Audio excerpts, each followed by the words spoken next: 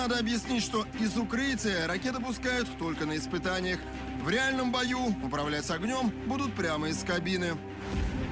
Ну а теперь пришло время показать всю мощь этого монстра. Итак, внимание! Редкий случай, когда журналистов с камерами пропускают на испытание этой супермощной техники. Сначала нам предлагают посмотреть на одиночный выстрел.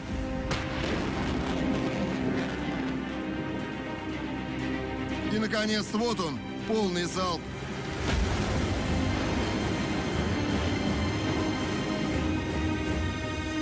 Впрочем, и к Смерчу, и к Торнадо-С мы еще не раз будем возвращаться в этом выпуске.